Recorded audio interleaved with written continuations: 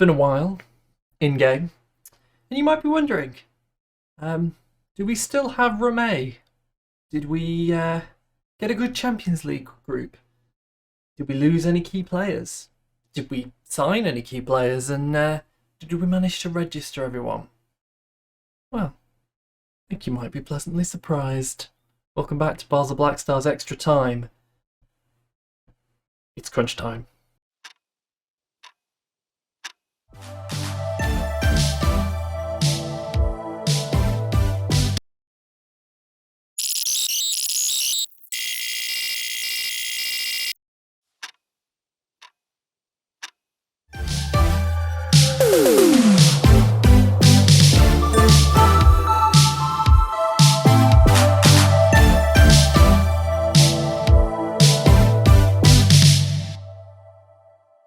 So, let's start with Santiago Rame. As you can see, it's the 28th of November 2034, and Santiago Rame is still a Basel Black Stars player. He is a 4-star world-class player, currently playing in the Champions League on an 8.52. We'll look at that later, but he is still a Basel Black Stars player. He is still wanted by pretty much every single club in the world that could possibly afford his £5 million release clause.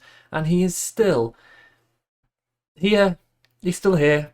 It's got a transfer value of 7.5 million, and I am rejecting bids every week. Every single week. Donnarumma is in the paper every week urging him to go to PSG, and he's not going to PSG. He's staying here with us and having a lovely time. Because despite his unhappiness, he's having the best season ever. Domestically, it's 10 goals from 10 appearances. In Europe, it's even better. Actually, it's not. It's 4 goals from 4 appearances, but that's still, it's European. It's harder in Europe. So Santiago Rame is still here. And the other good news is we haven't lost anyone. I'll show you the transfer window. I mean, I'm lying, but, we haven't lost anyone important. These are the transfers. Let's rank them by fee. And we'll go down this list. Now, there might be some surprising in here. We've seen Ace Ventura's out on loan, one of our youth players. You might be surprised to see Enrique Iglesias out on loan at Besiktas. I'll explain that in a bit. The rest, not particularly interesting. Barb is out on loan, but you probably didn't know him very well. Dennis Pedronis is out on loan. Burst Through Peperami is out on loan. Yeah, he's now in a stroke partnership with Mancini at St. Gallen, so that's fun. And we get to the sales, and the only major out is Joel Lamprey. I mean, I don't know how well he's doing. Is he doing all right? No, he's doing terrible at Schalke, so bye. We don't mind about that. Lamprey's gone. The second major out is Zabella. I was talking about priming him to be the Carrilero, but he turned 22, so we had to register him. Registration was tight, and he just got really angry about not being allowed to go to San Sebastian in Spain. So eventually we shipped him out to Saudi Arabia for 6 million. He's been paid a fortune. I mean, he's a nice player, 6'6", can play in the middle and at the back, but as it says here, inconsistent. No huge loss. The other outs are Valencia, who went to Basel. This is just a gift to the nation of Switzerland. We paid Dargel 6 million for him and then sold him to Basel after like a season and a half for 1 million. The board are furious. I don't care. It's just injecting £5 million into the Swiss economy. Kanye Kraus. Yeah, I should probably explain this. Kanye Kraus is actually very good still, and he still has really high potential. But if you remember from the last episode, Sion kind of saved us, and they needed a right winger, and they were in Champions League qualifications, so I just kind of let them have him. He wanted to go, weirdly. He was really angry about staying. He didn't want to be backup player. He wanted to be the main man. So I figured, go be the main man at Sion. Bye, Kanye.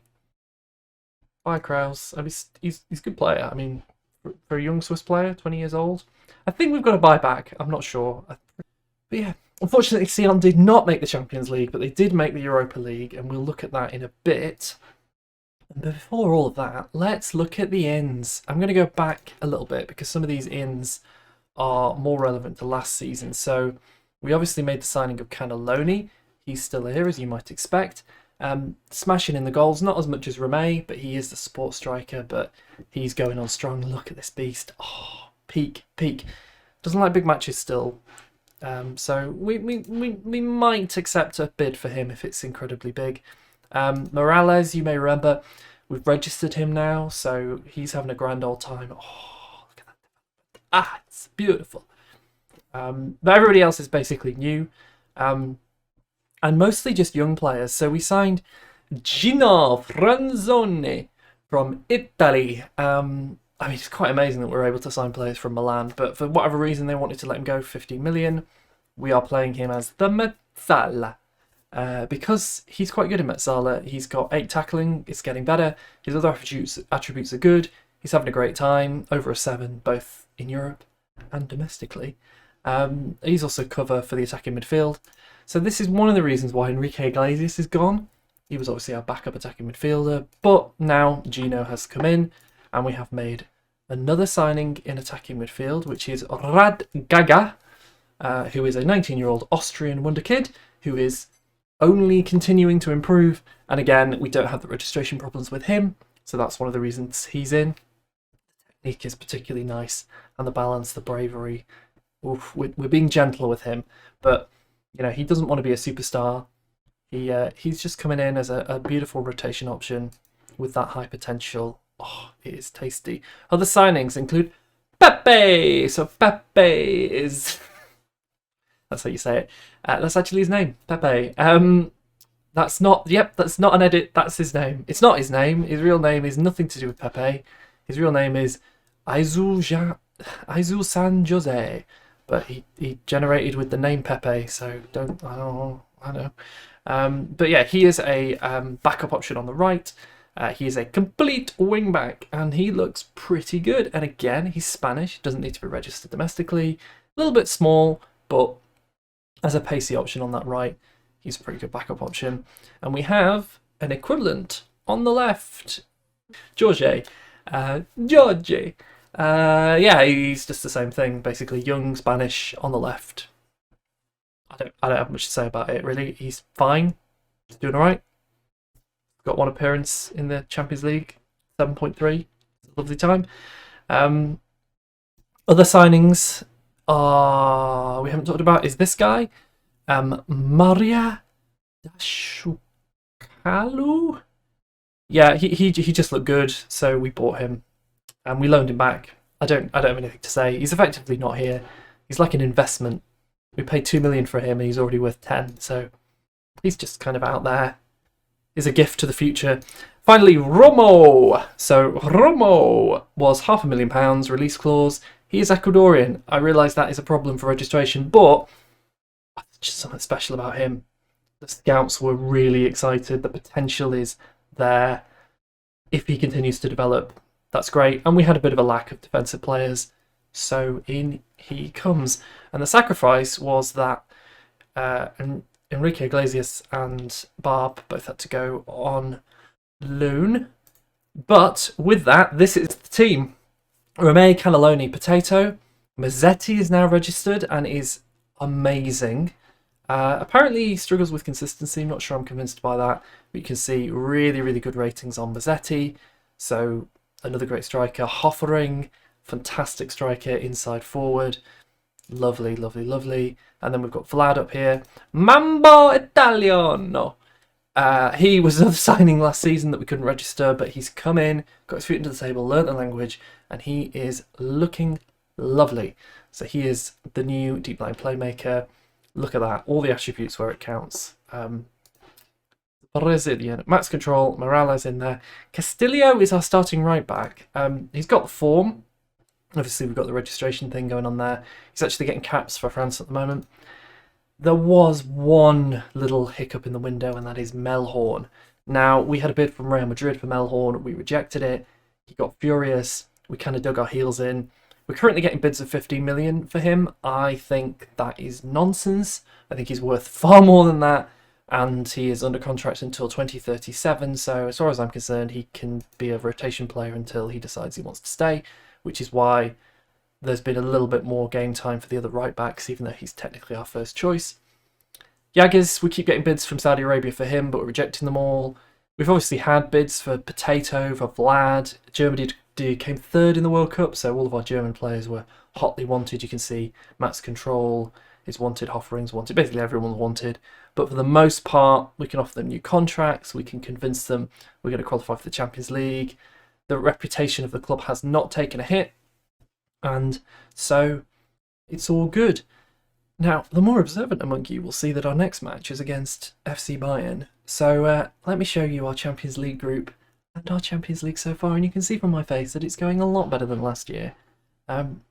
So I'll show you the group. Yeah. What a tasty group this is. Midtjylland and Galatasaray. That's a lot easier than what we had last year. I don't even remember. What did we have last year? PSG, Valencia, Milan. That's quite horrible. Whereas this year, Bayern, Galatasaray, Midtjylland. Thank you very much. And you will also see we are top of that group. Why? Because we beat Galatasaray 3-0 very comfortably. We then beat Midtjylland 8-0 very comfortably. We drew with Bayern 2-2, I believe. Yeah, 2-2 at their ground. We are favourites for this game at our home ground. And also Bayern managed to lose to Galatasaray, so I don't quite know how they did that.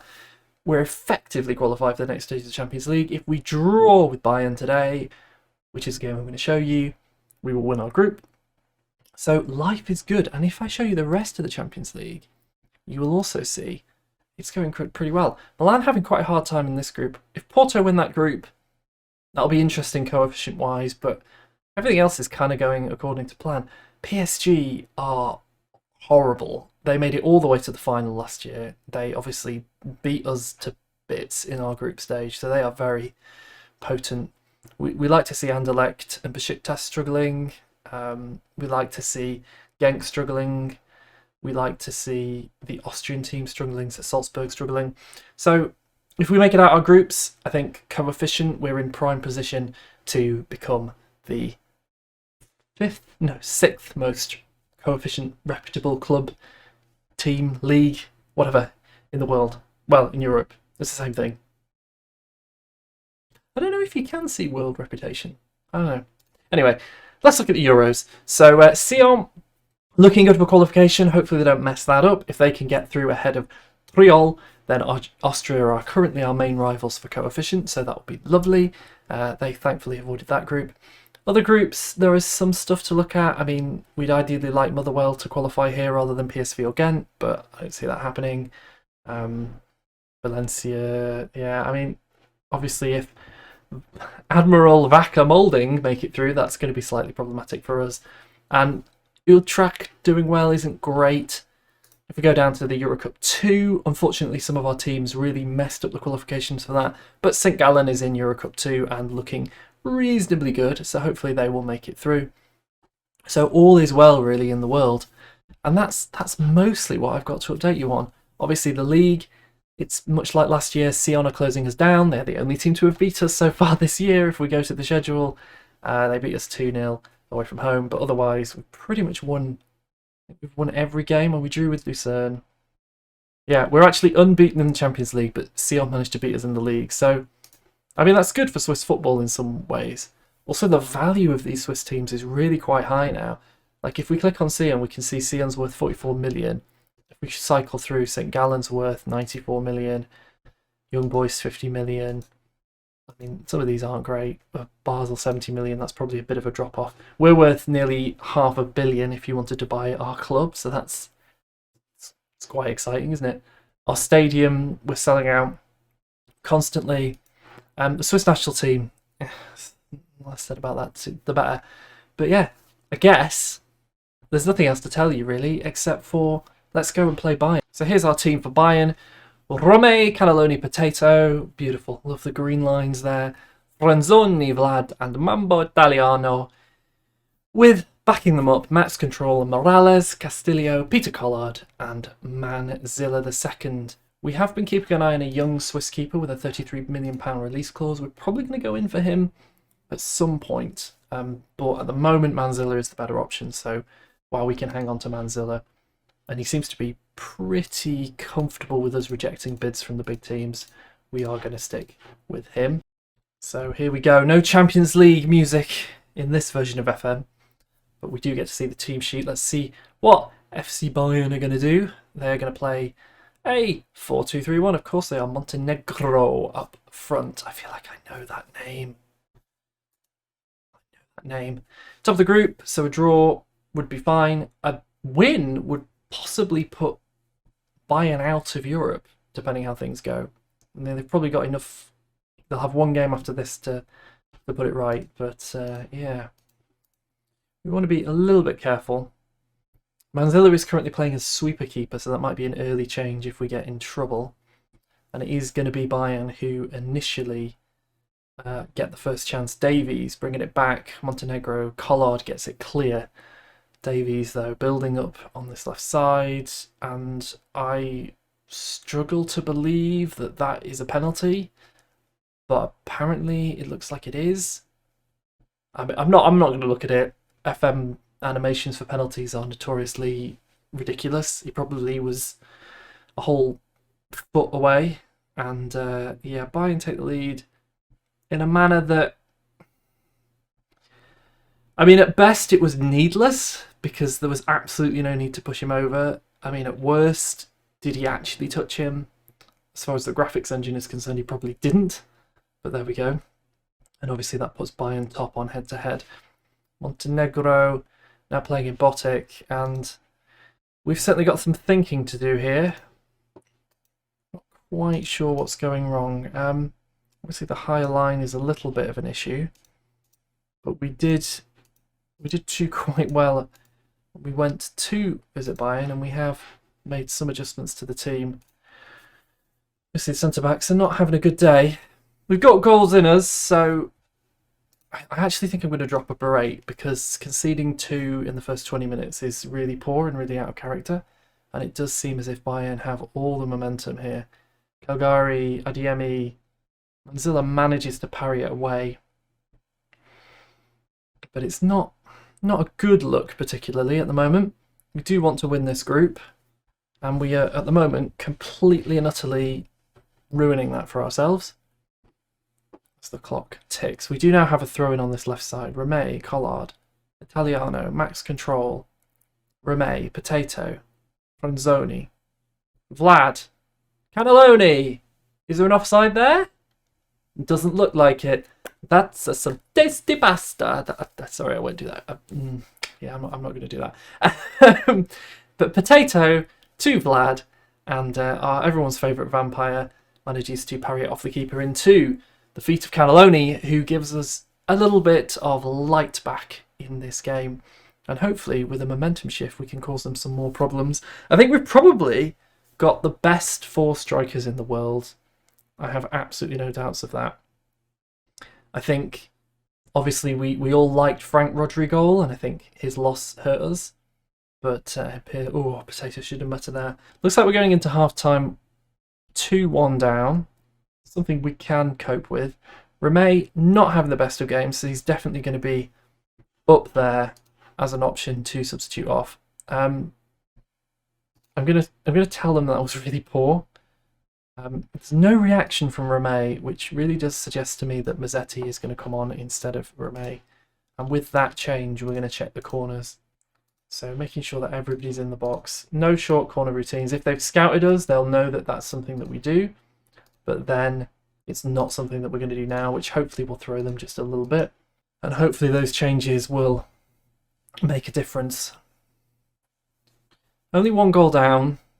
The second half of that first half was a little bit more what I was expecting from this game. Obviously, Bayern's still a good team, but they do appear to be quite vulnerable. XG-wise, they are winning, but not by much. And here we go with the corner, and Mazzetti. That's what 6'8" gets you. And that is 2-2. And I have to say, this particular iteration of Black Stars must be a little bit scary for the other teams in Europe. We are not looking like a team that is winning with team cohesion and heart against Bayern. We are looking like a team that is winning because we have better quality than Bayern. And that is something that I think we haven't really seen. This is a very good team. keeping an eye on Cannelloni. Obviously, don't want him to get sent off. So, and the other thing is, because we're so comfortable domestically, we can just run players into the ground. I'm looking at Potato. He is on a 6.5, but I'm thinking there's no real reason to take him off. We want to avoid injury, but we can just not start him in the next couple of games. Mazzetti, oof, nearly. Yeah, substitutions, there are options, but as of right now, I'm just going to leave it as is. Bayern are going to try and come back in here. Caligari, we know they can cause problems, but our centre-backs were a little bit sharper to that time. And now Mazzetti, bringing it forward to Potato. Dangerous, but not quite there. I might take Potato off. Radgeiger gets his go. He's obviously not got as much quality, but I think the additional fitness for the last 20 minutes and the fact that Potato is not in the best of form should counter that. Final change. Part of me says take off Peter Collard, but then I look at the bench. Not really anybody screaming out at me. Cannelloni scored 1. You know what? I'm going to give Hoffering a go. Because I think he's a little bit fitter. He's obviously not on a yellow card, so he should be able to do that pressing forward role a little bit more freely. He does like a big game. Whether this counts as a big game anymore for us, I don't know. Mazzetti. Hoffering. Here he is, fresh. Oh! Managerial genius. There he is, Hoffering. He's not Michael Mano, but he's as close as you'll get. In he comes off the bench, and that puts us 3-2 up against Bayern. And we may have just booked ourselves Champions League knockout football. Not only that, we've probably booked ourselves Champions League knockout football. Pretty much guaranteed top of the group. Having said that, our good friend Montenegro has just been brought down. I feel like that was outside the box. No, it wasn't. So that's good. It's going to be an exciting finish to this game. Adeyemi, Manzilla sort of got to it, but you can't argue with that. An ageing Adeyemi manages to put that away fairly comfortably in front of the away fans. Less than ideal, but a draw will do. I think I'm going to drop some encouragement. We are playing well. I think 2 penalties. That they needed those 2 penalties. It's a little bit concerning. I think even though we have improved the back four and they are more matured, they have a better relationship, they're more match fit, it is still the weaker part of the team, the back four. And looking around Europe, there isn't really a lot of strength there. I was willing to pay good money for a centre-back, even a centre-back that was going to be outside of that registration, a centre-back, maybe even like a foreign centre-back. But there really wasn't a lot in terms of young centre-backs. We've got the best young centre-backs in the world, to be honest with you. Jasmine Music was signed as a bit of a joke, but genuinely is pretty good. And then our other centre-backs, some of the centre-backs that came through our youth team are very good. Some of the centre-backs that we've signed over the past couple of years that are still developing, getting that rotation time, they are very good as well. Beef Wellington is probably one of the best centre-backs in the world, so it's a bit of a shame that he forced a move to Paris Saint-Germain there, but it is what it is. Last couple of minutes, I think we should just keep pushing. We are at home. I'll obviously be annoyed if we concede, but if we win corners like this, we can cause them problems. Adeyemi, Geiger, Collard, Mazzetti. Oh, he should have done better. 30 seconds to go. There's going to be one more chance for Bayern. A goal here would be very badly deserved. Badly deserved? Undeserved. And now we're over that time. 3-3. Is the ref just going to keep playing? I mean, if they score now, this is just corruption at the highest level. This is no longer a chance, guys. Can you blow the whistle? Thank you. Well, 0-0. 0-0. 3-3. It's the same as 0-0. That's fine. I think we say that we did well. But that's it. We have just secured Champions League football. Looks like we have probably won our group as well. Let's have a look. So we are now 4 points clear of Galatasaray, so they can't challenge us. We are 3 points clear of Bayer, but we've got a better head-to-head. So I'm pretty sure that means even if we throw our game to Galatasaray, which I'm not particularly worried we will do. But yeah, that's it. We've qualified for the next round of the Champions League. Pretty good. How much did that cost us in bonuses? Quite a lot, but you know what? It's fine. It's fine. It's a good day. It's a good day. So when will we come back? Maybe the second knockout round. I believe it's the quarterfinals. Maybe. I'll probably play the first game of the first knockout round and then make a decision. Or I might record that episode and then publish it if it's worth watching. But yeah, this could be our year. This is the end of Basel Black Stars. We said we were going 2 more seasons. I don't know what happens after that. I don't want to stop this save. But we might be stopping the save properly after that. So yeah, thank you for watching. If you want to keep up with updates, we have a Discord. So I do post updates in there. Not major spoilers, but just little things. And I also stream. I stream usually on a Tuesday, Thursday and Sunday night. It's a little bit all over the place, but once FM23 is properly out, we will properly embark on our FM23 adventure. But let us know your thoughts in the comments. Drop it a like if you've enjoyed it and have a wonderful weekend.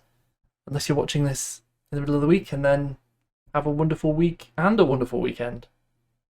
If you're watching it on a bank holiday, all the better. Merry Christmas. Happy New Year. I'm just going to stop now. Bye!